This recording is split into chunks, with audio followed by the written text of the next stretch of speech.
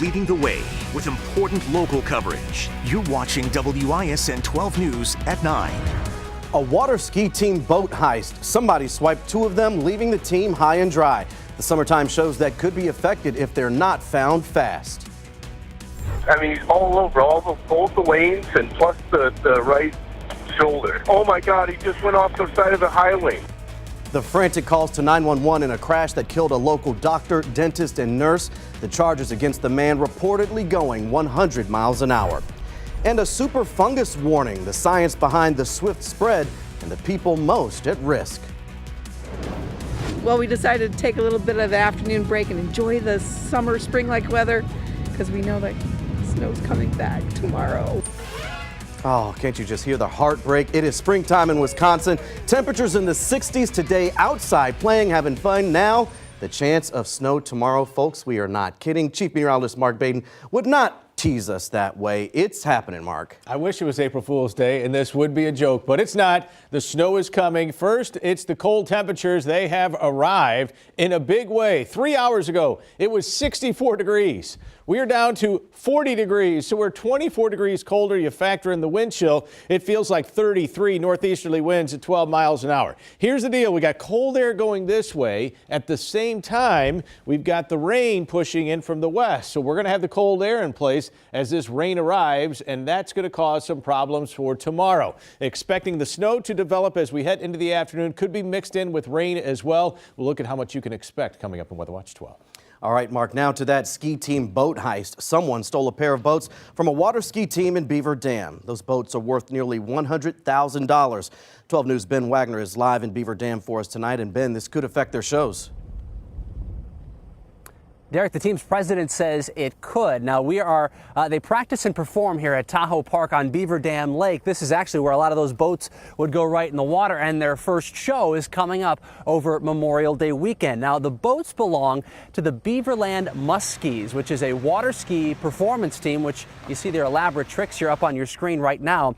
They were getting ready to pull some of those boats out from storage when they noticed that two were gone. Together, the team estimates they're worth about $95,000. The team's president believes someone took them in the last few weeks, but they don't have any idea who.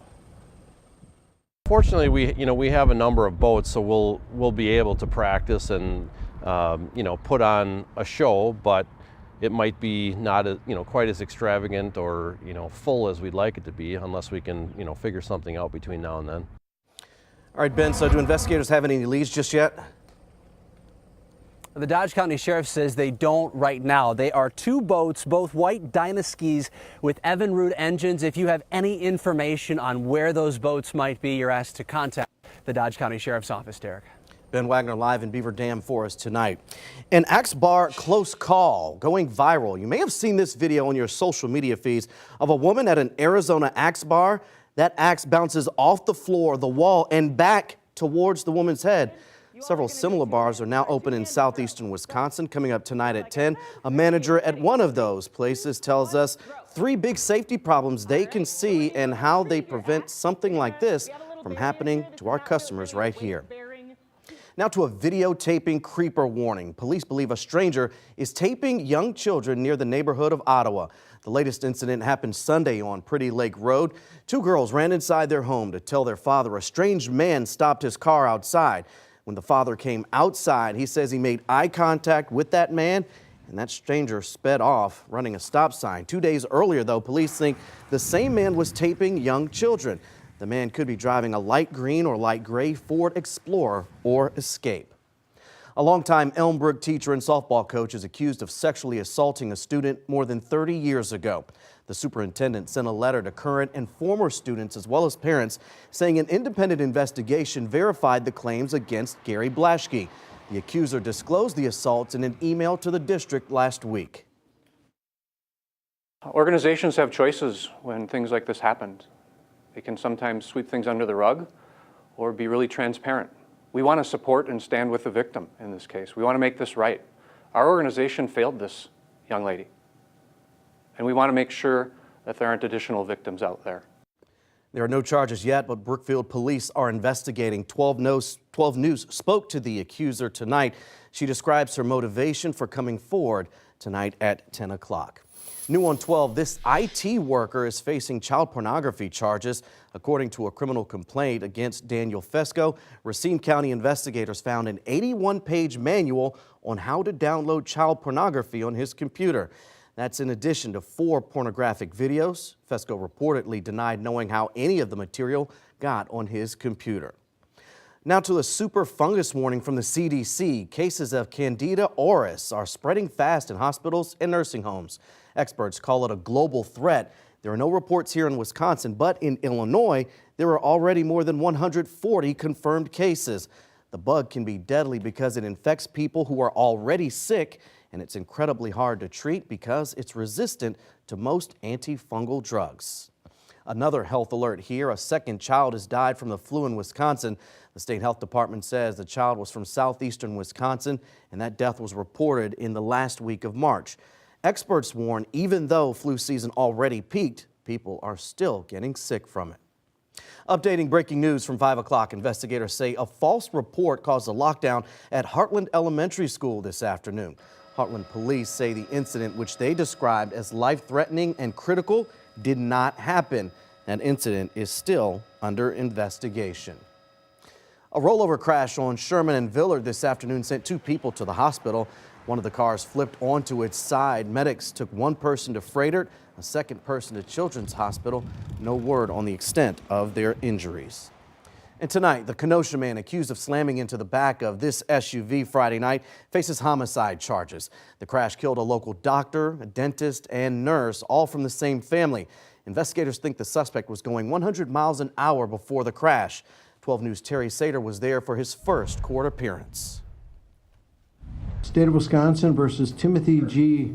Vanderveer. Auto shop manager Timothy Vanderveer of Beach Park, Illinois, appeared in court accused of taking the lives of Dr. Michael Rizzo, his brother, dentist Vincent Rizzo, and his wife, Mary Rizzo. It's estimated that Mr. Vanderveer was traveling at approximately 100 miles per hour or more. Vanderveer is suspected in a drunk driving crash on Highway 50 in Bristol after the family left a Friday night fish boil.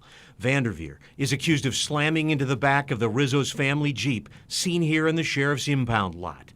Other drivers called 911 moments before the crash. I mean, he's all over, both the lanes and plus the right shoulder. Oh my God, he just went off the side of the highway.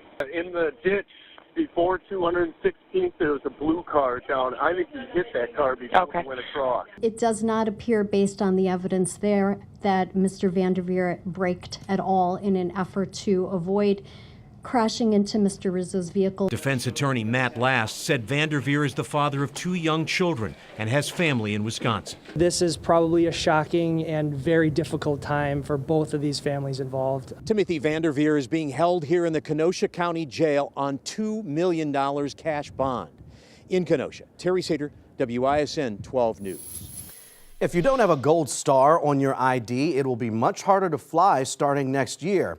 It's because of the final phase of the Real ID Act, which passed in 2005. The bill requires every adult air traveler to have an ID marked with a star on the upper right-hand side of the card. Passengers without the star will need to show another form of identification, like a passport, to get through security. These changes take effect next October.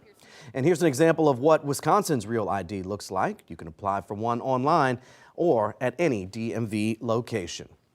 The Ohio man who claimed to be a missing boy, last seen in Wisconsin, will stay in jail for at least 2 weeks. Brian Rennie is charged with lying to a federal agent in the investigation. Last week, Rennie said he was Timothy Pitson, a boy who disappeared in 2011. But DNA tests confirmed Rennie's true identity. A judge today said he believes Rennie is a flight risk. A Green Bay police dog stabbed by a suspect is now standing, sitting, and walking on his own. Get a look at this video. Police released it of Canine Pyro going out for a short walk just a day after undergoing emergency surgery to untangle a flipped stomach. He also suffered serious injuries to his esophagus. Police say a man threatening to shoot his family and police stabbed Pyro after he bit the suspect. Police used a taser on the man and took him into custody. The chief says the dog very likely prevented officers from shooting that suspect. And back here, Milwaukee pride is on full display outside City Hall. 3, 2, 1, roll! It took some time, but organizers were able to roll out that giant flag in front of City Hall with the numbers 414. It's in celebration of Milwaukee Day this Sunday, April 14th, or 414, which is Milwaukee's area code. We had a very ardent, enthusiastic group here at 7 a.m. at City Hall to unfurl this flag. And it's great to see so much enthusiasm and so many people who love this city. So it was fun to be here, a great way to start the day. Mayor Tom Barrett there saying it could be the largest flag he's seen flown outside City Hall. The former North Point Custard and Burger Stand will reopen with a new name and some new owners.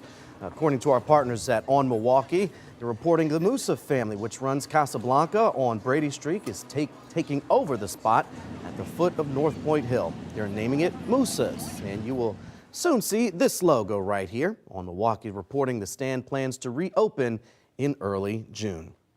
Another sign summer is coming, but Mother Nature is showing winter is not done just yet. Yeah, I'll let you know when that snow arrives, how much you can expect, and how long that snow lasts next in Weather Watch 12.